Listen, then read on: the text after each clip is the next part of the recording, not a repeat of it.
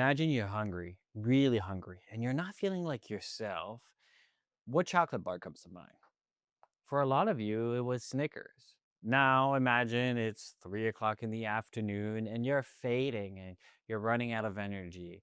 Or you're about to do something extreme and you're about to jump off in the airplane and you want an extra edge, you want an extra boost of energy. Either way, you have nothing left in the tank. What do you reach for? Well, for a lot of you, it's a Red Bull. Now, picture that you're on the beach. There's the sun, the sand, and you're escaping from reality and you have a cold beverage in your hand. And then there's a wedge of lime in it. What is it? Well, for a lot of you, it's a Corona. So notice what comes into your head. You're not weighing options, value propositions, benefits, features. It's really a feeling that comes up, a feeling of whether it's hunger, exhaustion, escape. This feeling reaches into your memory and it pulled out the brand. And that's brand recall. Those brands trained you on purpose for years until the feeling itself does the selling for them. And this is episode 10. Welcome to Brand Recall. I'm John Luke. Welcome to Position to Win. There are two types of brands, the ones that accept their position in the market and the ones that challenge it. And this show is for the challengers and for the founders and CMOs who are responsible for making that happen. So, for the first 9 episodes, we've been talking about building the brand. On episode 8, we talked about the character behind the brand. And on the episode 9, we talked about the persuasion behind the brand. And all of it sits on a quiet asset, which is really recall. Often this is overlooked, but it's powerful. It decides who's going to keep it for the space inside your customer's head. The best argument in the world can lose if the name doesn't arrive in the head in the first place. So essentially, there's two types of brand awareness, right? So awareness can be split into recognition or recall. To recognize or to remember. Recognize is prompted, right? So you're walking down the street and you recognize that familiar face.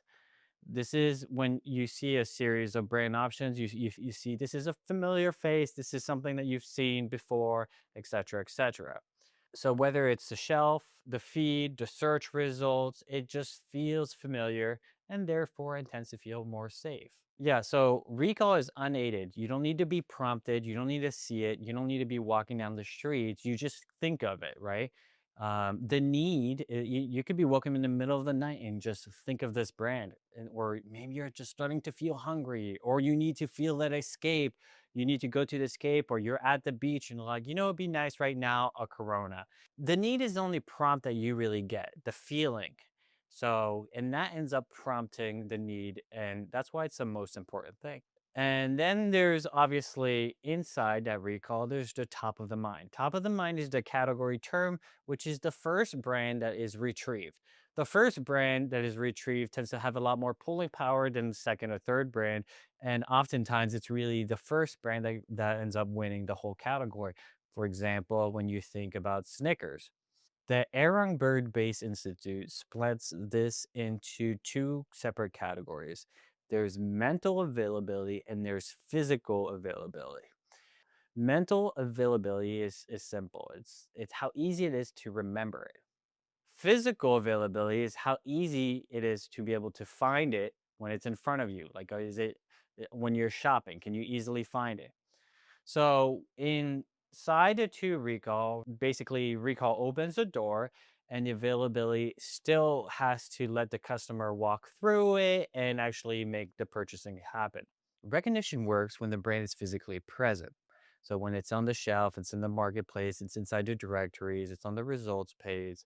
And in that moment, it really does the job, right? If one feels more familiar than the other, that one is more likely to get the customer. Now, recall works when the customer ends up feeling the need. They don't really need the options presented in front of them. Recognition gets you chosen from the competition. Now, recall oftentimes gets chosen without the competition in mind. It's the first thing that you remember, and it's the first thing that you go out and seek. And oftentimes, the other competitors are irrelevant. So you might ask, so why does the first name win more than its fair share?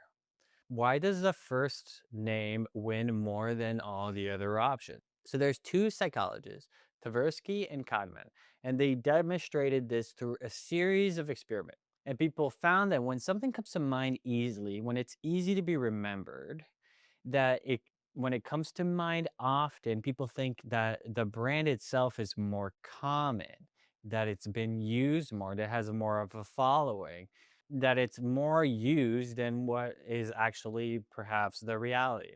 What surfaces feels more familiar tends to feel more safe. Recall doesn't guarantee you the sale. However, it gives you a chance that a forgotten brand never gets. When a brand is easy to remember, people start thinking of it as this is a good option to choose. So, how does a brand make itself recognizable? Jenny Romaniuk, this is her territory. She wrote this book about building distinctive assets.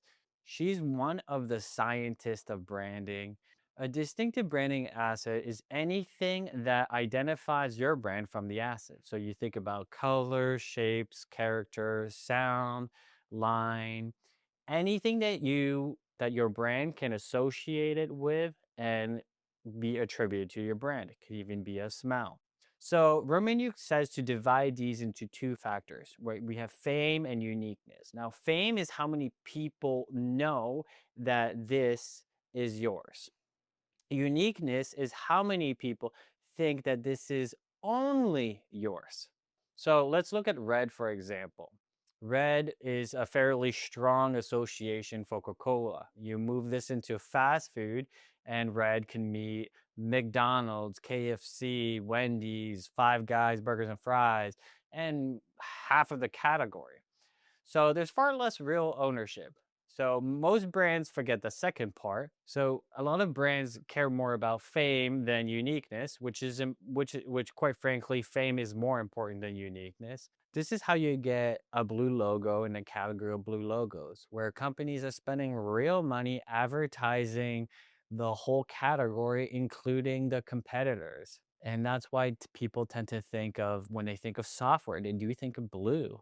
An asset that is famous but is not unique is doing charity work for the competition. Assets are how customers identify you. So many of these things can work, including sound, right? We have the Intel 5 notes. We have the Netflix ta-dum with the McDonald's ba-da-ta-ta-ta. I'm loving it. Sounds that identify your brand with your eyes closed. Those are distinctive sounds. That's a brand asset. And then there's words, right? The most obvious ones are the tagline, right? I'm loving it. Just do it. 15 minutes of more could save you 15%, blah, blah, blah, blah. And then there's also ones that only your brand uses. For example, the Big Mac or Frappuccino. Everybody knows which brand belongs to which.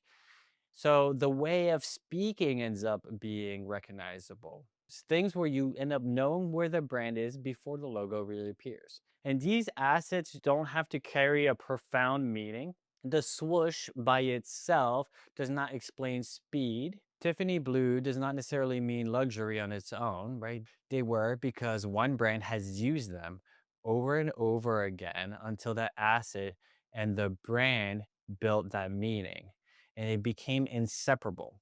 Identification is only half the job. An asset helps a customer recognize you. However, a trigger helps them remember or recall you when the need or the desire first appears. Romanuk calls these categories the entry points of when it first happens. That's what she calls the word trigger. So this can be the time, the place, the problem, the feeling, or the occasion that someone ends up looking or when they first enter the category. And so that entry point is the reason why the same types of brands tend to be next to each other. So in front of a Starbucks tends to be another type of a coffee shop, or all the fast food restaurants ends up being next to each other. So when I am hungry, I go here. This is the entry point. Now, the strongest brands are connected to many different types of feelings, and that is called conditioning. More than a century ago, Pavlov is a psychologist. He paired the sound with a feeling. He tested out with his dog, and he ran a chime before he fed his dog every time. And eventually, he ended up ringing the chime, and the dog started salivating even when the food wasn't there, which makes sense. You can try this with your own dog. And that's called positioning. And brands do this all the time. The cue gets becomes so connected to the outcome that you get the feeling right away. And great brands try to do the same thing. So they do this through the moment. Snickers connected themselves through hunger. You're not yourself when you're hungry. They repeated this over and over again until your hunger itself helped retrieve the brand and say, I'm not myself. I need a Snickers. Red Bull connected itself to crash, right? So there's long nights, the second wind, and Corona connected itself to the beach, the exhale, and the escape. And then there's D beers. A lot of marketers like to talk about this story as it tends to be like a universal marketing case studies. And so in 1940, they eventually invented this idea to buy a diamond ring for engagement. With the tagline, "A diamond is forever," is eventually how they introduced this tagline, and it became a cultural expectation, and it made engagement a moment of buying and a moment of occasion for diamonds. So rather than associating themselves as, okay, when I look for jewelry, maybe I should also look for diamonds, they said, no, in this moment of your life, when you are getting engaged, this is when you need a diamond. And a moment tends to be stronger than actually comparing yourselves to the category, right? So for example, it's not I'm looking at snacks, what are my options? It's like, no, when I'm hungry and I'm not feeling like myself, then I need a Snickers. It's a total shift of perspective, but fighting for the moment ends up winning more consumer in brand recall than competing naturally within inside the category. So now's the hard part. Memory doesn't really hold still. There's this study that's done by Herman Ebbinghaus, and he studied that people tend to forget things that they just learned unless they are reminded of them. So the exact numbers is really the point. The point is that the pattern is memories can weaken over time if you have nothing to refresh it. Your brain faces the same problems. The assets and the associations that you've built begin to fade over time unless you're putting continuous energy reinforcing them, which means that advertising tends to become more maintenance, more defense mode to defend the recall that you've earned, to defend the brand awareness that you build rather than achieving new things. Because if Coca Cola stops advertising, they will lose their brand awareness over time. Recall is built through using the same asset over and over again. This is long after your team is bored and sick with them, right?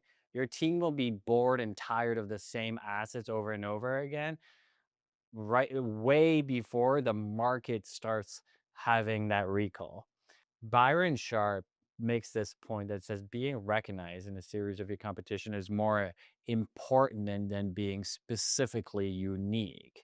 It's not that, hey, he's unique because he's pink, but it's just that pink belongs to him and that people can recognize you and that they feel safe with you. That's obviously more important.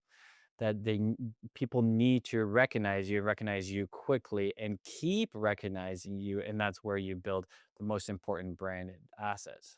Well, that's where you build the better recall. That's why when a rebrand wipes away your distinguishable brand asset, it can become a memory wipe and it can be very dangerous for a brand. Tropicana learned this the hard way, where they got rid of the orange and the straw, and they replaced it with the glass orange juice, and they completely changed their design. and consumers didn't even recognize the brand. So, in less than 2 months, the sales reportedly fell 20% and immediately losing over $30 million.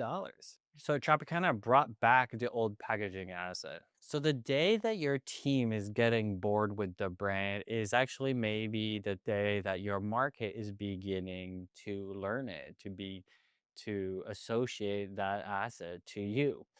You see it every day, and your team sees it every day, and the customer sees it maybe a few times a year. So judge every change by one question. Does it strengthen the memory that you already have? Or does it force the customer to learn a new you again? Are they starting from scratch or are they building from what they have already built?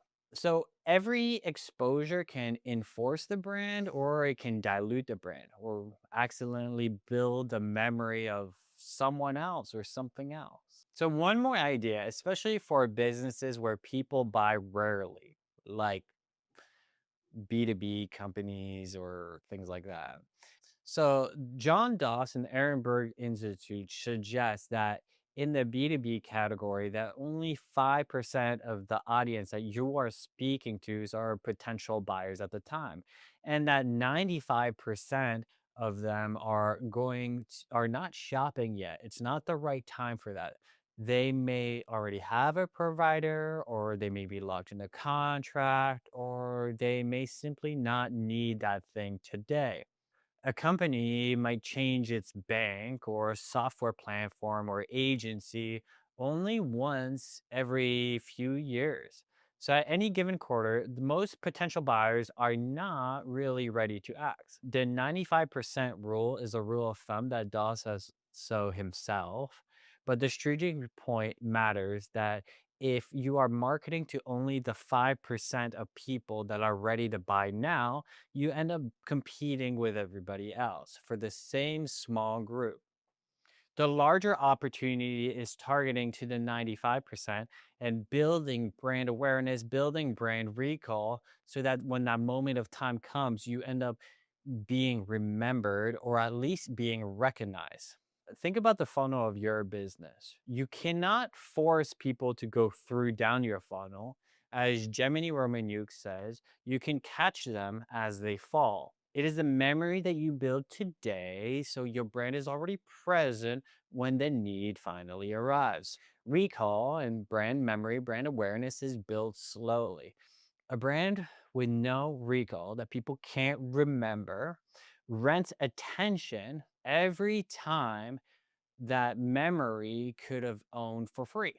Recall determines whether or not the rest of the brand gets a chance to work. Start with a moment or feeling that you can choose to win. Choose the asset that you are going to allocate it with that's the most famous, and choose one that's uniquely yours and build this beyond the logo. Think about the sound, sights, and smell, the language, the character, the voice. Then you're going to repeat them way past the point of boredom. Because when the market is starting to recognize you, might be that same time that the team is kind of getting tired of it. So build that memory over time, way beyond what you feel comfortable with, and try to come up with refreshing content that builds it over time and refreshes that image, but still builds on what you've already owned. A brand that's easy to remember will always be a brand that's easy to forget. Just make sure you are easy to buy when they get there, right? So you have mental availability and physical availability. So next episode, once you know what a brand is being recalled, you can figure out what's holding the brand back. A lot of brands confuse the problems between is something a marketing problem or a brand problem. And so next episode we'll dive in to help you diagnose the difference and figure out, okay, why something is not moving. Because when growth stars, most marketing teams reach for the wrong thing. They spend marketing money on branding problems and they spend branding money on marketing problems because they tend to think that both are the same thing. And then they wonder why nothing moves. So next time we'll learn how to tell the difference and which problems you actually have and how to do a brand diagnosis. Thanks for listening, and we'll talk soon.